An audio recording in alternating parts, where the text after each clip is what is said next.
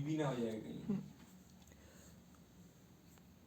हाँ बच्चों, हम लोग चैप्टर 1 हिस्ट्री क्लास 10th पढ़ रहे थे और उसका पार्ट 2 मैं अब आपको एक्सप्लेन करने वाला हूँ।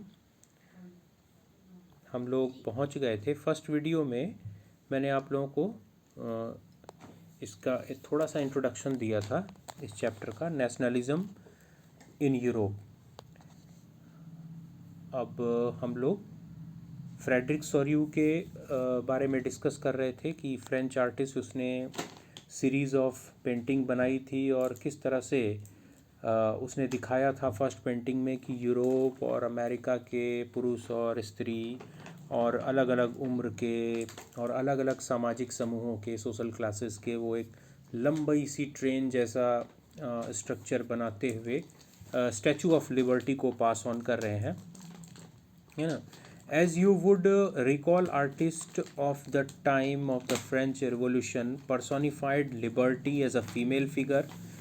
Here you can recognize the torch of enlightenment she bears in one hand and the charter of rights of man in the other. इसमें आप को रिकॉल करना पड़ेगा, आपने क्लास 9 में पढ़ा था बच्चों किस तरह से जो लिबर्टी है, लिबर्टी को पर्सोनिफाई किया गया था। पर्सोनिफाई यानी जैसे लैंग्वेज, हम लोग मानवीकरण अलंकार की बात करते हैं जिसमें कि कोई एब्स्ट्रैक्ट आइडिया होती है, कोई एब्स्ट्रैक्ट नाउन होता है, कोई एब्स्ट्रैक्ट फीलिंग होती है जिसको कि हम पर्सोनिफाई कर देते हैं, यानी उसको मनुष्य रूप में परिवर्तित कर देते हैं। तो लिबर्टी का मतलब होता है आज़ादी, लेकिन लिबर्टी को एक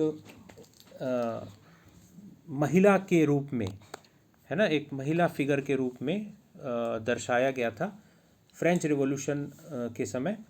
तो और किस तरह से उनके हाथ में, स्टैचू ऑफ लिबर्टी के हाथ में एक मशाल दी गई थी, ठीक है, टॉर्च ऑफ एनलाइटमेंट, यानी हमें इस बात का बोध हो गया है, उस मशाल से पता चल रहा था कि नहीं, अब एक नए युग की शुरुआत हो गई है, एक रोशनी हो गई है ना। और एक हाथ में, उस महिला के एक हाथ में charter of rights of man, यानी पुरुषों के अधिकार, है ना, उस एक सीरीज़ ऑफ राइट्स था, मतलब अधिकारों की पूरी एक चेन थी लिखी हुई, लिखित रूप में, जो कि उनके हाथ में था, जिसको राइट्स ऑफ मैन। तो राइट्स ऑफ मैन बच्चों इसलिए कहा गया है क्योंकि उस समय तक महिलाओं की जो सामाजिक स्थिति थी वो बिल्कुल भी पुरुषों के बराबर नहीं थी, और महिलाओं को सब्जेक्ट टू डिपेंडेंट माना जाता था, यानी किसी न किसी पे निर्भर माना जाता था। या तो वो घर के पुरुष सदस्य पे निर्भर, चाहे या तो वो अपने, अगर अविवाहित महिला है तो वो पिता पर निर्भर मानी जाती थी, और अगर विवाहित है तो वो अपने पति पर, यानी अगर मैरिड वुमन है तो हस्बैंड और अनमैरिड है तो फादर, ठीक है। तो इसलिए उनको किसी तरह का पॉलिटिकल राइट भी नहीं मिला हुआ था, इसीलिए यहाँ पे राइट्स ऑफ मैन कहा गया। In the other, on the earth in the foreground of the image lie the shattered remains of the symbols of absolutist institution। और इस पेंटिंग में दिखाया गया है कि इस पेंटिंग में जो ज़मीन है, ज़मीन जो है, फर्श या ज़मीन जो भी कह लो, धरती, उस पर बहुत सारे टुकड़े, बहुत सारे कह लो कि टुकड़े जो है बिखरे पड़े हुए हैं, और वो टुकड़े जो हैं वो सिंबल हैं, वो सिंबलाइज कर रहे हैं एब्सोल्यूटिस्ट इंस्टीट्यूशंस। एब्सोल्यूटिस्ट यहाँ पर मोनार्की को कहा गया है। एब्सोल्यूटिस्ट जो है यहाँ पे मोनार्की यानी राजतंत्र को कहा गया है।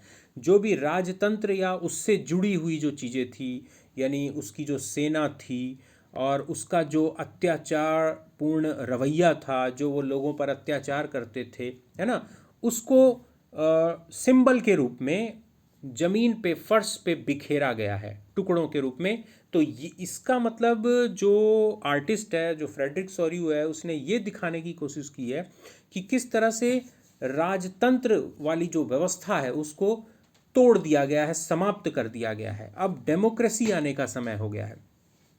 In Soryu's utopian vision, the peoples of the world are grouped as distinct nations identified through their flags and national costume. जो सॉर्यू, फ्रेडरिक सॉर्यू का जो उटोपियन विजन है, उटोपियन बच्चों, ये उटोपियन विजन का मतलब समझो। उटोपियन का मतलब होता है अति आदर्शवाद, यानी कुछ ऐसी कल्पना करना जो रियल वर्ल्ड में पॉसिबल ही ना हो, संभव ही ना हो। इसका मैं एक छोटा सा एग्जांपल देता हूँ।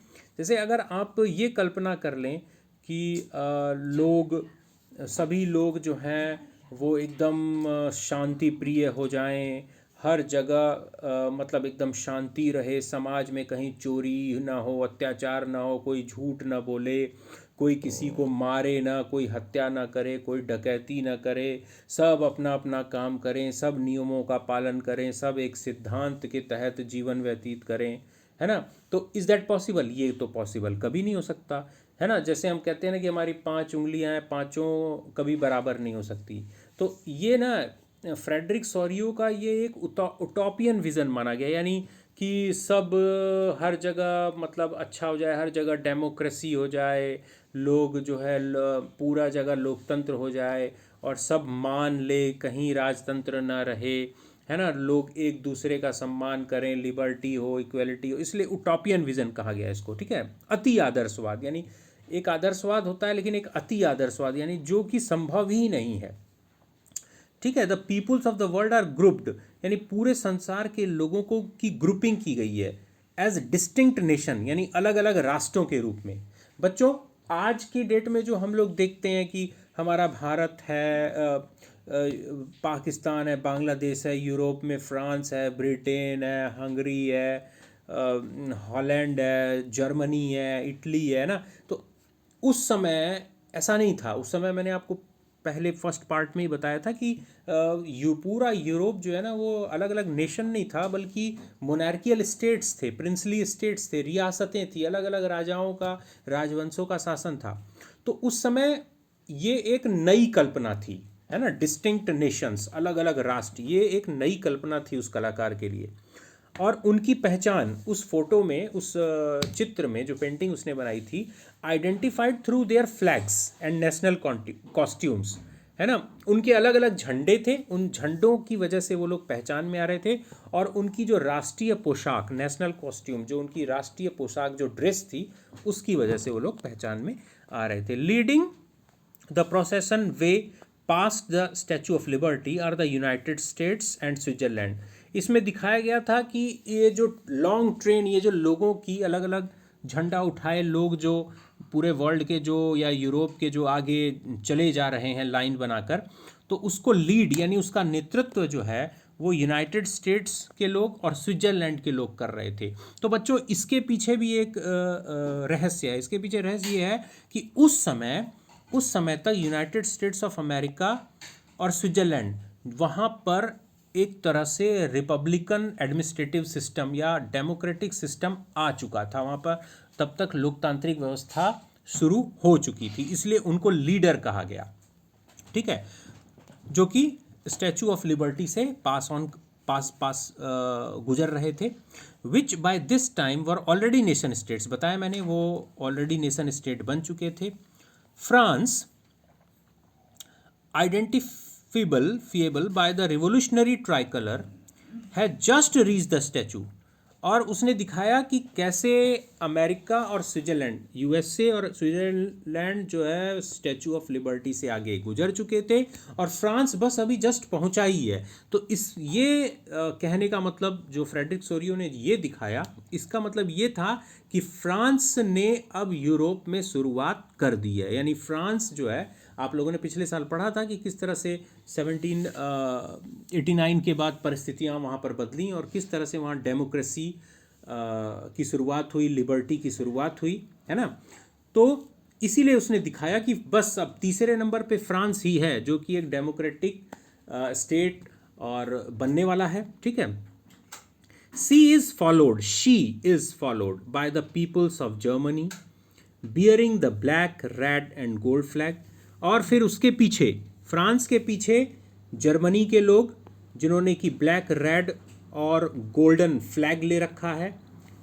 इंटरेस्टिंगली और मज़ेदार बात यह है, at the time when Sorrieu created this image the German peoples did not yet exist a united nation. यानी जिस समय सॉर्यू ने ये पेंटिंग बनाई उस समय जर्मनी नाम का कोई यूनाइटेड नेशन नहीं था, कोई राष्ट्र नहीं था। The flag they carries an expression of liberal hopes in 1848।